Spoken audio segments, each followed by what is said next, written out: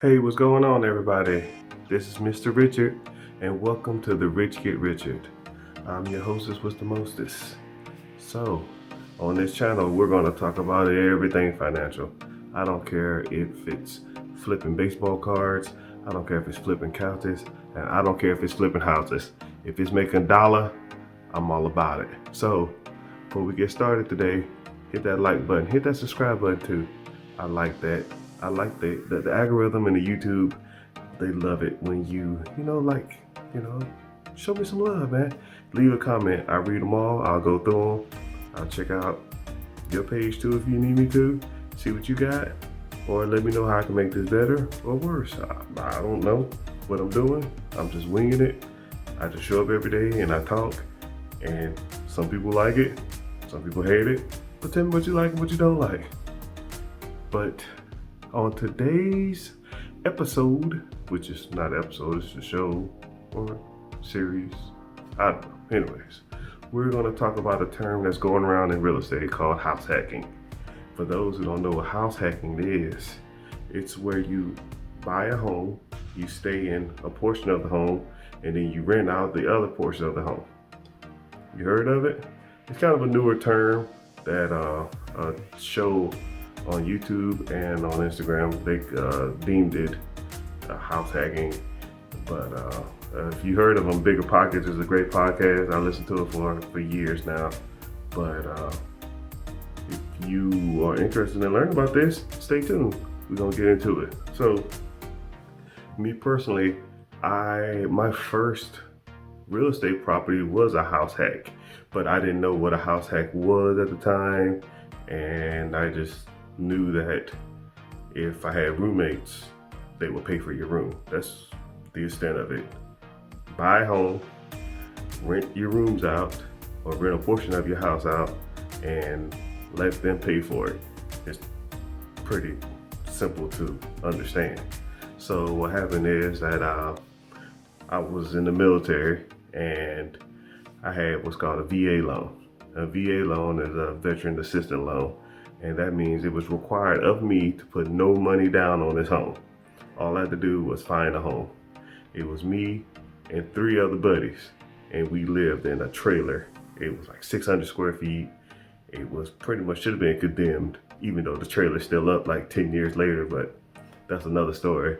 So we was paying $400 a month rent. So $400 divided by 4 is $100 a piece.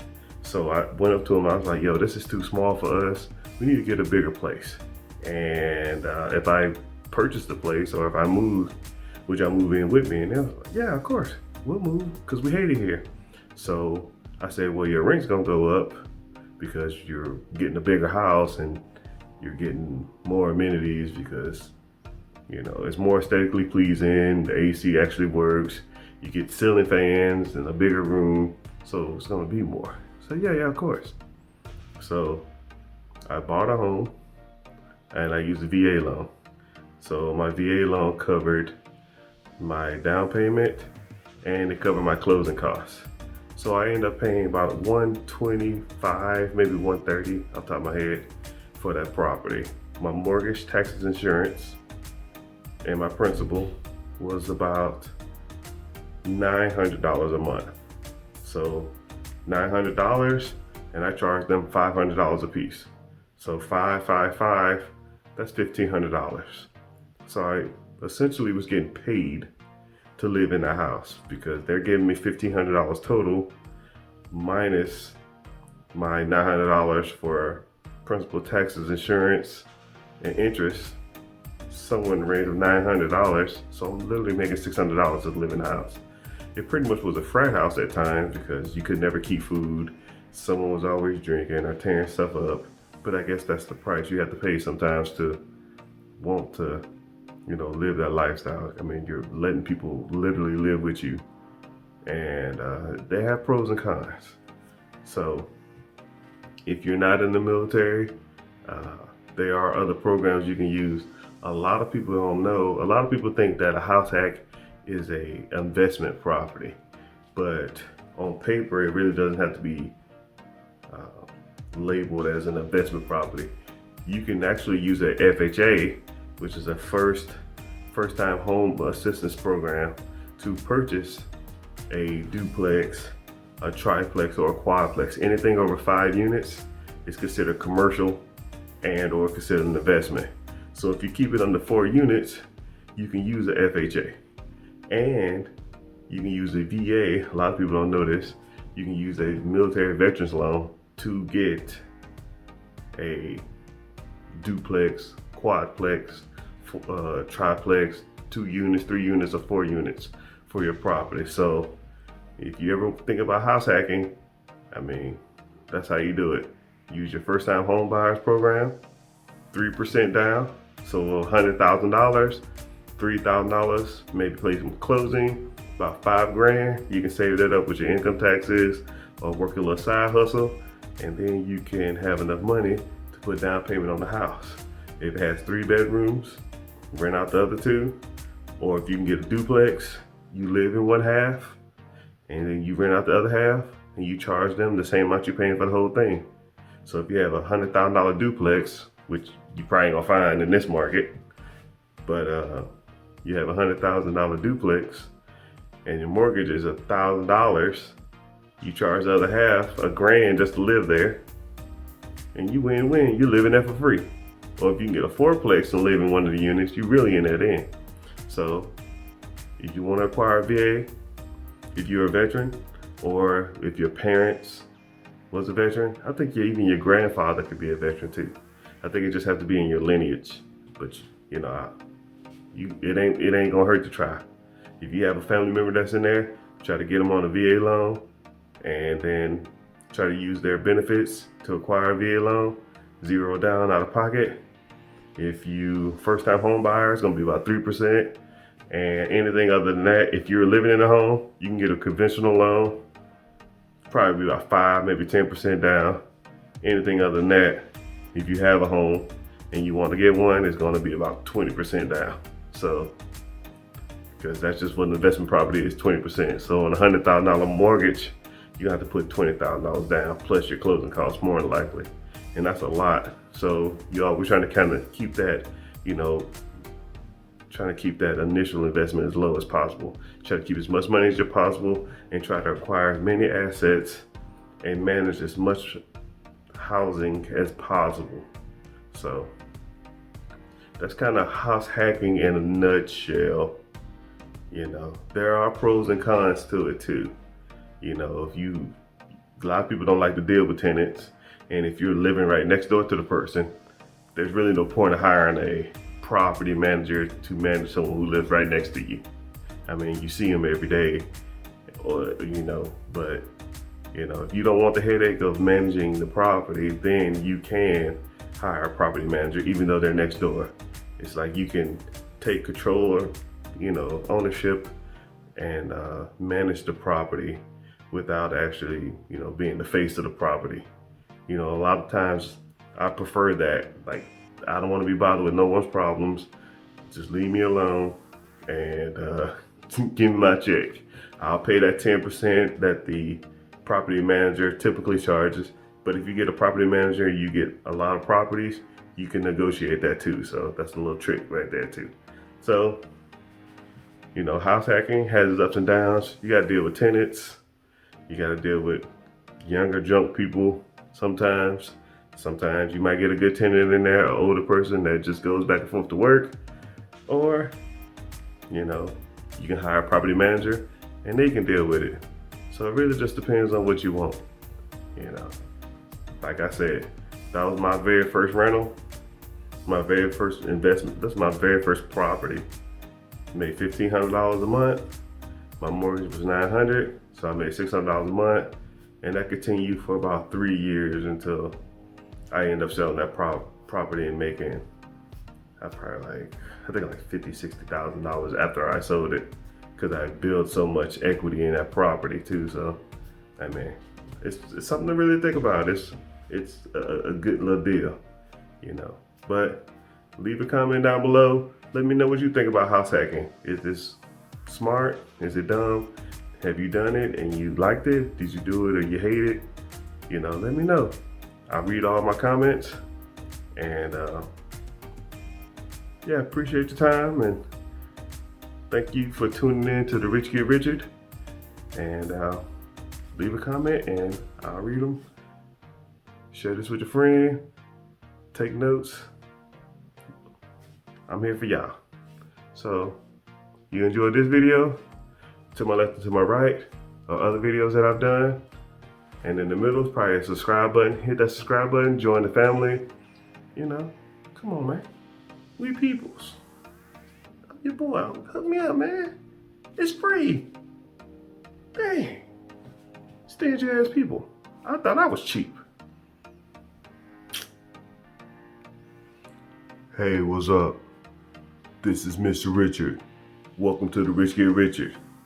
And today, we're going to be talking about why do I go by Mr. Richard? You might have seen this somewhere on social media. I'm pretty deep in the streets. Instagram, bumping. TikTok, bumping. YouTube, bam. Facebook. So it's okay. It's okay. But, you know, a lot of people say, Mr. Richard, Mr. Richard, Mr. Richard. Why do you go by that? Why do you always use Mr. Richard? So I'm gonna give you 3 reasons why I personally use Mr. Richard, and the third one I feel is probably the best one. So for those who don't know me, my name is Mr. Richard, and this show is The Rich Get Richard, and I teach everything financial. I don't care what it is. If it make money, I'm about that dollar, and we gonna learn about it. We'll talk about it. We'll discuss it. We'll figure it out if it's even just a trend, if it's hot, or it's saturated, or let's do it, let's run it, and all that other kind of stuff. Note, I am not a financial advisor, so if you lose your money, listen to me, don't sue me. I'm just playing. I do have a degree in accounting, but I never use it. I don't. Does that count? I don't know. No, probably not. Anyways, my name is Mr. Richard, and 3 reasons why I personally go by Mr. Richard. 1 is I deal with a lot of individuals. I own a real estate company, and I talk to a lot of individuals on the phone, and I always try to be respectful to people as I talk to them on the phone. So when I call somebody, I say, you know, hey, Mr. Johnson, this is Mr. Richard.